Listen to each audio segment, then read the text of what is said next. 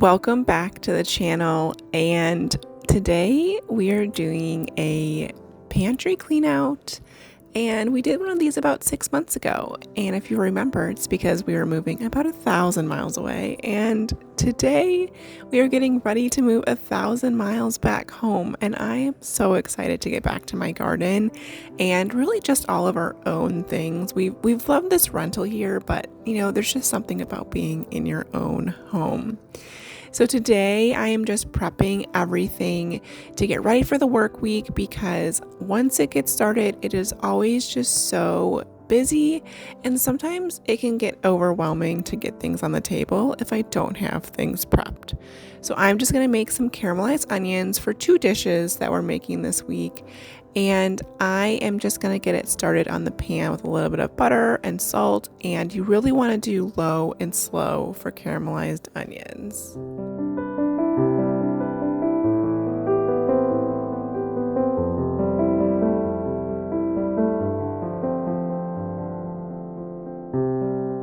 I started to get some ground beef going that had been in our freezer for probably way too long. And I also started to get some of the last of the bacon done that really just needed to be used up in our fridge before it went bad. And I just as a foreshadowing, just a reminder to always set an alarm when you're putting things in the oven, and you'll see later why. While I'm getting the ground beef going, I really want to mention that, there's really easy ways to get a maximum amount of flavor with little ingredients just by knowing how to prepare them. So the ground beef, that's going to be definitely the star of this dish. We're kind of going for like a shepherd's pie type of goal, just with the veggies that we have left, which is really just celery and onions. But if we pan fry that ground beef and really get it crispy and all of that good flavor on there, that's where you can get a maximize value from just little ingredients and save on your budget. And here you can see me, I am singing to my daughter because she is getting a little bit fussy in her carrier. And so I'm just trying to keep her entertained. And I am just cutting off any of the pieces of the potatoes that aren't looking great. I want to make sure that we're still saving them and making great use of them. I'm just going to make some mashed potatoes. And my secret tip is just to throw some garlic in with the boiling potatoes so that it gets nice and delicious. And I am also getting some bone broth going. I am just kind of doing all the things this Sunday. Like I said, am just really trying to get better at preparing for the week.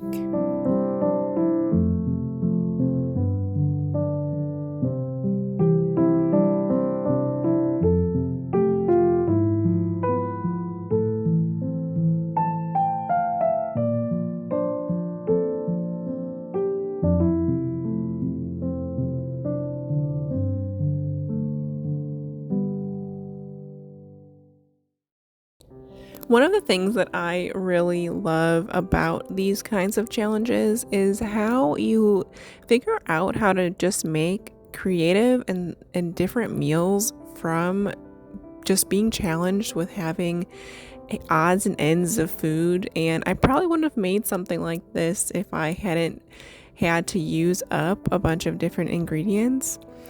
And I have really been trying to clean up as I go instead of leaving a big mess for the end. And this is about when I realized that I left the bacon in the oven. And luckily, it did turn out okay. Here you can see I only had 2 pieces that were really burnt that I had to give to my dogs, but overall it was okay. And this is just how the meat pie turned out. It was really good, and I was so happy that I had something going into Monday for the work week. And we are just finishing up starting the beef broth that I had going for about 24 hours, which is a little bit longer than I usually do, but it was so tasty.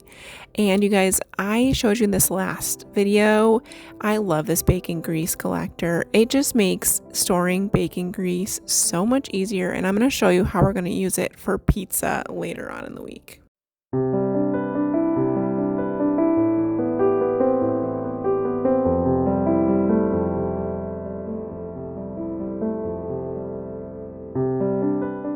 I have been promising my husband for weeks that I will make him bagels, and I am finally getting around to it. And I honestly don't know why I didn't do it sooner. I always just chalk it up in my head that it's going to be more work than it is, but it's really not that bad.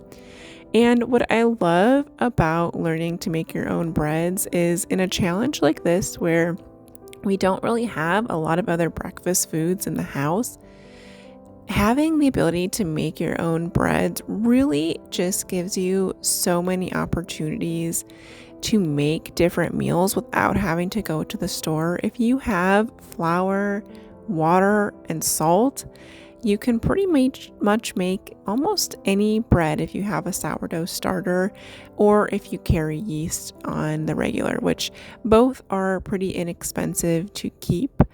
And these are how the bagels turned out. I did a little bit of everything and they tasted really good. So I also whipped together some banana bread because we had some bananas that were definitely getting towards their prime and I just wanted to whip some together. Now, I totally forgot to put the butter in there. Have you guys ever done that? I realized later on when the bread was already in the oven that the butter was still sitting in the microwave. But this recipe was so good that it honestly, you didn't even notice that it wasn't there. And definitely my son loved it, especially because of the chocolate chips inside.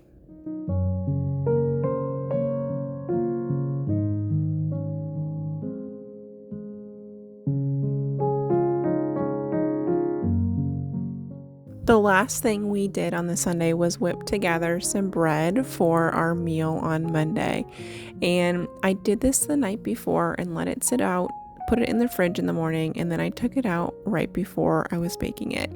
Now, this is just me shaping them into like little sub loaves. And as you can see, I'm really not doing anything special. I'm sure there's fancier ways to fold bread into like sandwich loaves, but I had a really busy Monday for work and I just needed to get these in the oven. And this is just to tell you that you really don't need like all these fancy, crazy things to make bread. And this is just some skirt steak that I had taken, or I'm sorry, flank steak that I had taken out of the freezer the night before. And I just fried it up in the skillet. I did it kind of low and slow, so it got a nice char and cooked all the way through. And I am just cutting up the bread. It was so hot coming out of the oven. You guys, you can see the steam, but like we were all so hungry, we didn't have time to wait.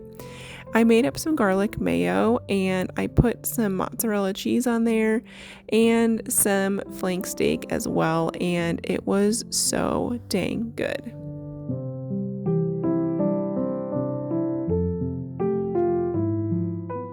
It's the next night and I am putting together risotto.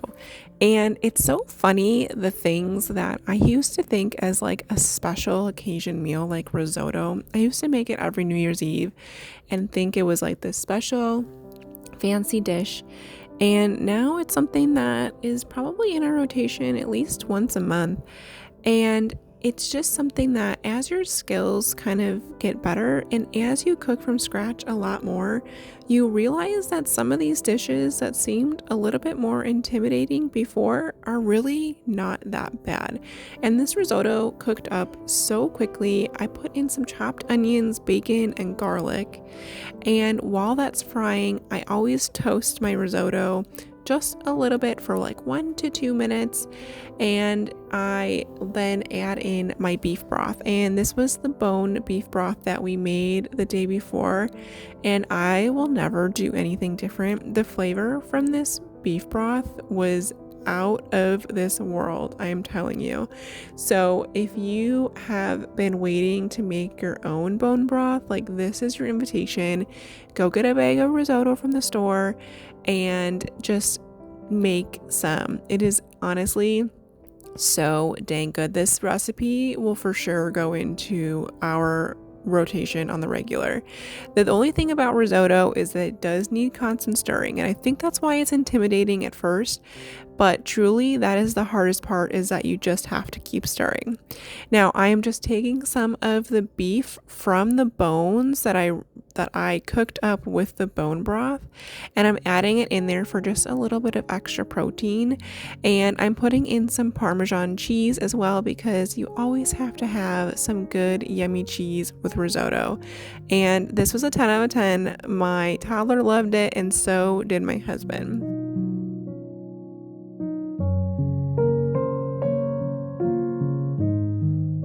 All right, it is finally the end of the week, and that means it is pizza night. I am trying to bring back our Friday pizza nights. We used to do this all the time, and we kind of fell out of it, but there is nothing like knowing exactly what you're putting together on a Friday night when you're just spent from thinking about the week, and I love a good sourdough pizza.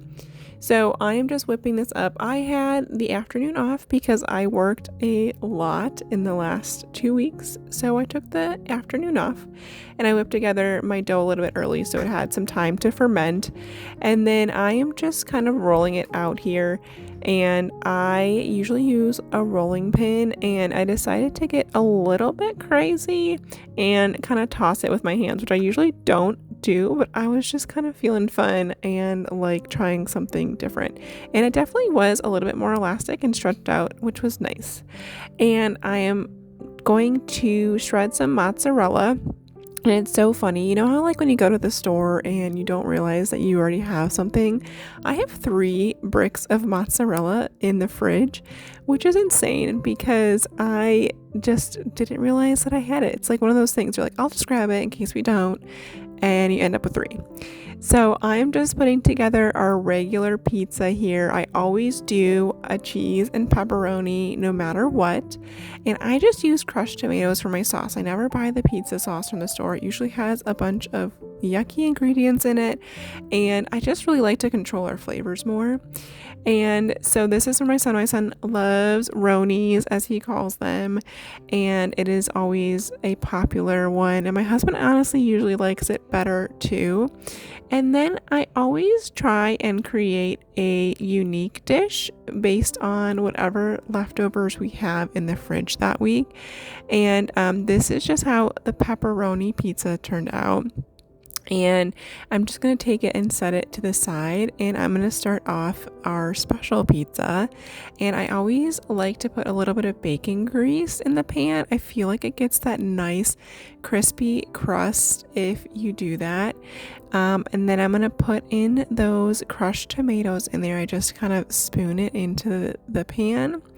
Some mozzarella cheese, and then this is where we're gonna have a little bit of fun. So I'm gonna take over that leftover steak, the caramelized onions, and put them all on the pizza, and put some cut up steak in there and throw it in the oven. It was so dang good.